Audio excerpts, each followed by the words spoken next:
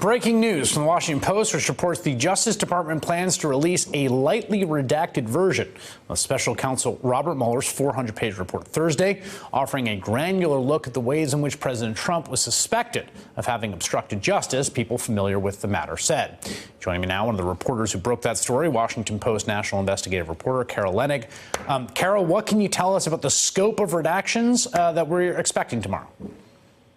So, Chris, I have to tell you, I have been expecting heavy redactions. So this was a surprise to me and to my colleagues, I think, when we learned from sources that they're getting information that the redactions will be fairly light, especially as it pertains to information about the investigation of the president's actions and potential obstruction of justice evidence. And we are also told that the most important redactions will be those which implicate people in ongoing investigations, which is interesting in and of itself. But we're also told that there will be granular, to quote the source exactly, granular layout of the evidence that Mueller's team reviewed, trying to determine whether or not the President of the United States was trying to thwart a criminal investigation of his campaign and ultimately of himself. It seems that's the area where there's the most agita from the White House on this. I guess, what do we know about how much of what's contained therein is already publicly known and how much will be new?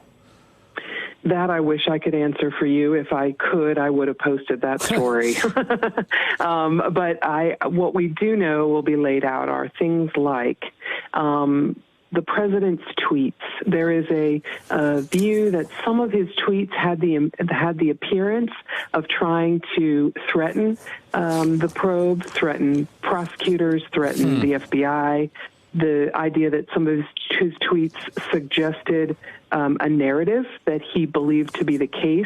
You know, one of the things investigators often look for in an obstruction probe is, does it appear that a witness is trying to get other people to saddle up for the same story or compare stories? And we know that there'll be some discussion of that. There will also be key witnesses who spoke to Robert Mueller's team and gave testimony about their personal interactions with the president. You can imagine that some of those will obviously involve former White House counsel Don McGahn, former White House communications director Hope Hicks, conversations they personally had with the president about the probe and how much it vexed him, how much he wished it would be over. There's also this, in the story you talk about the sort of debate that appears to have been taking place about this press conference tomorrow and Barr's approach to that. What did you learn about that? You know, there's a lot of it. That's not really my area, but my wonderful colleagues, Devlin Barrett and also Matt Zapotowski, who cover the Justice Department, have been covering that very well. And it focuses really, the controversy is really over why are you going to have a press conference at 9:30 in the morning for a report you're not going to release until sometime later. I'm remembering kind of fondly when a special counsel investigating the potential leak of a CIA operative's name gave us a few hours to review his final report. This was Patrick Fitzgerald. That's right. Before we all gathered in a main conference room at the Justice Department to ask questions. That was, I think, a public service in addition to being easy on reporters. Giuliani is said to be, and you're reporting, preparing a counter-report to the findings.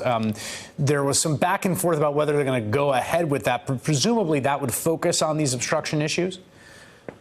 Presumably. I know that the White House team, from other sources we've spoken to, is preparing at least some public statements about the wisdom or lack of wisdom of investigating a president for potential obstruction of justice. So they've got a briefing that's deep enough for them to feel that they can start crafting their response to Mueller's report. As for a full counter report, I have not confirmed that that's going to be pursued at this point. There's a paragraph in this story that really caught my eye, and I want to read it to you and get your reaction to it. A senior White House official said Trump has praised Barr privately for his handling of the report and compared him favorably to former Attorney General Jeff Sessions, who Trump grew to loathe over his recusal from what would become Mueller's investigation. It seems like there's a thumbs up for the new guy in the White House.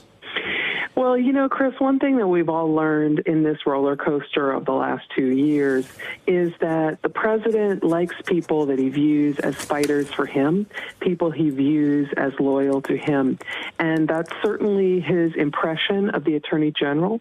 Now, we don't know whether or not the Attorney General is coming out fighting for Trump or not in the way he's handled this, but the public impression is not that good about the objectivity of the Attorney General based on two things he's done. It doesn't mean that he's not objective. Sure. It just means that the impression and the optics are pretty bad when you say you're going to summarize Mueller's report and your first sort of bullet out of the gun is to say that there's no case here.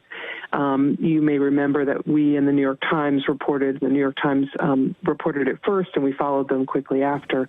We reported some time ago that people on Mueller's team were grousing rather loudly to their friends and allies that Barr's summary was unfair and misleading.